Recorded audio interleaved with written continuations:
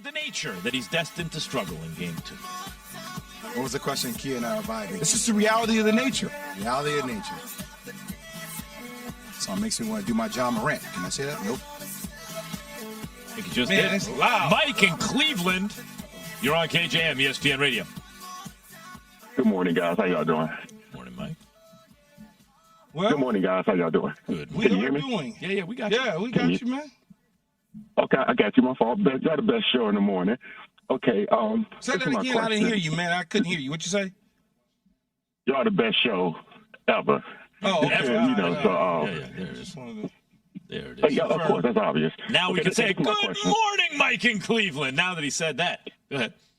Okay, this is my question. I was watching the Lakers last series, and y'all was giving me this up and down chart for Anthony Davis. EKG. Okay, he put up 40. Yes.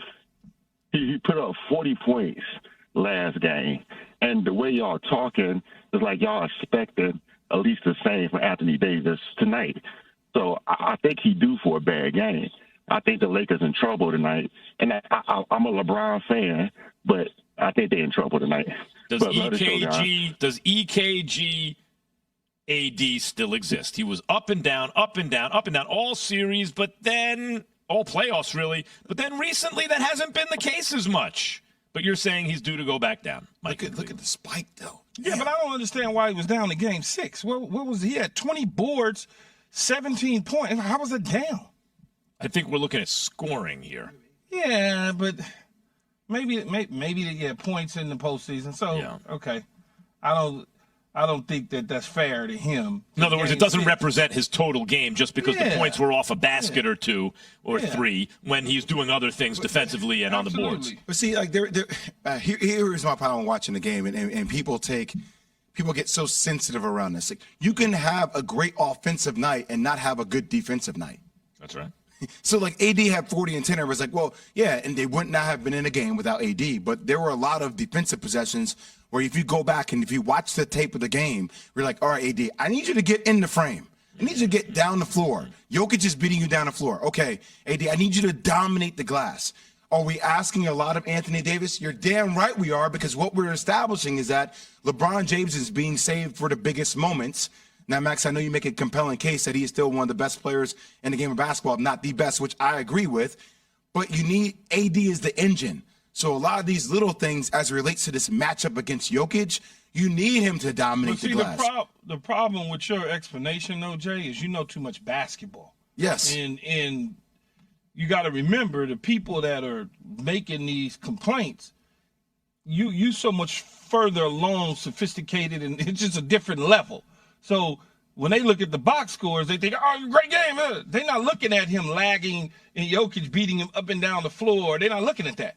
They're just looking at the box score in the dunks or a three that he makes or a turnaround. They're not looking at the fact that the dude just spin off his body and two-hand dunk getting off the ground this high. They're not looking at that. Yeah. So there's a professional gambler who's worked in front offices now, who's well known because a piece was done on the fact that he became a millionaire by betting the Lakers, Kobe Shaq Lakers years ago, named Bob Voulgaris, who reacted to a list I did of the best players remaining in the playoffs and then gave his list. And he's deep into analytics, right? That's about how he was able to make a living gambling.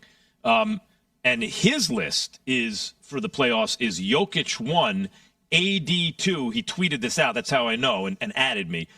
Big gap, and then Tatum, LeBron, Jimmy. So according to someone who is deep into the analytics, whose kind of livelihood necessitated that he actually know these things, has Jokic and AD as the two best players left in the playoffs, and then a gap between them and everybody else.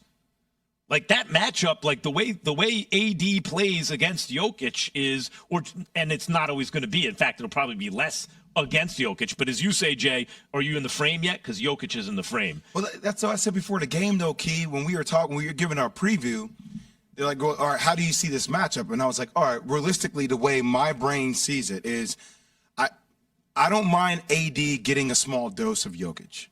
But I don't want AD guarding Jokic throughout the course of the game. Like, I want to throw a series of bodies at Jokic, and I think AD is better when you can hide him on a guy like Aaron Gordon and force Michael Malone to make adjustments right? With who that player is that going to be more of a Jeff Green, which gives you an advantage on the defensive end because now Jeff Green is trying to guard the likes of LeBron James, right? So, like, are you forcing Michael Malone's hand?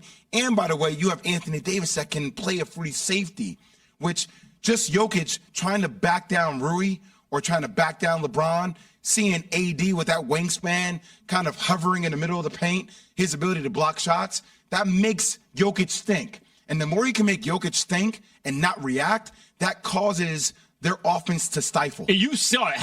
It was startling when they put Rui on Jokic, and now just the knowledge that AD is lurking completely changed the offense. And AD doesn't have to he doesn't worry about banging his body down. You can save a lot of his energy for blocking shots, running the floor, getting points in transition. And by the way, that activates LeBron James. But Jay, is there anything the Lakers can do to slow down the Nuggets offense? Josh in the Bronx, you're on KJM, ESPN Radio. What's up with the best morning show again? What's good with you guys, man? I'm calling back because I want Key to know that I'm not mad at the Lakers, and LeBron is my favorite player, even though I'm a Miami Heat fan. You know, I want LeBron to win his fifth. We already seen LeBron be the best statistical player in the league, and I heard what you said, Max, about the analytics for Jokic and AD. But LeBron, literally, we've seen him be the best player in the world. And they've changed the rules, you know, where they have the play-in tournament because he exploited the regular season. And you had the supposed best player in the world go to a 72-10 team to beat him.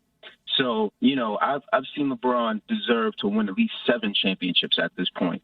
And I need the Lakers to be more like the spirit of that bubble team. We know that they don't have Dwight Howard, JaVale McGee, and those guys, but the guards that Rob Pelinka put together on this team, they need to step up. You know, they have a responsibility to play like it's their last shot. And that, you know, that goes for guys like D'Lo, that goes for guys like Mike Beasley, that goes for guys like Austin Reeves, who always shows up. Even when he can't hit a shot, he's showing up defensively. You know, Dennis Schroeder, you know, those guys, you know, he plays great defense, and we're going to see more of him. But I'm so proud of guys like Rui Hachimura because he's making the best of his moment. That's what I need to see from the other guys. So, Josh, help me out here, man, because I'm a little confused. You're from the Bronx. You root for the Miami Heat, but you want LeBron James to win a championship while the Miami Heat is in the Eastern Conference Final. My brain I don't understand that. Are you like Jay? Do you have family all over the country? I don't understand. No, I grew up in the Bronx. I'm born and raised. I grew up on Leland Avenue. So listen to this. Like when the Knicks were, when I was a kid, I'm from '84, right? That's my era from the '80s. When the Knicks were good in the '90s against Jordan, I didn't see anybody who played with a New York game. There were no guards on the Knicks at that time who had an attractive game. I hated the colors of the team, first of all. And then you had this Josh, this is I get it. We get it. We can get into your life's history another time. Josh, you do your thing. You keep being you, Josh. Hello, man. You keep being you, Josh. I like Josh. I'm saying, I just, you know, we're getting into the colors of the Knicks uniform and the New York game of the point guards. Taking a trip down memory lane. It's coming from the guy who abandoned his team, the New York Knicks. The guy who abandoned his team, the New York Knicks, and now he's on your team, Key. No, he ain't on my team. I am the mayor of I don't give a damn what. I will allow Key. I will allow you to continue to root for the Lakers. Max can walk down the street in L.A. into the Staples Center, and people would think Max is just another guy. That is where you are mistaken. Yeah, man, please stop. That is where you are sadly mistaken. Man, now, stop it. A Knick fan turn Laker. You're worse than Josh. Never mind that. Let's. I have a good idea. Let's change the subject. How confident are Lakers fans going into Game 2? 888 say ESPN. Greeny. He is a player who is prone to injury as the season goes on. He's going to wind up being one of the greatest players.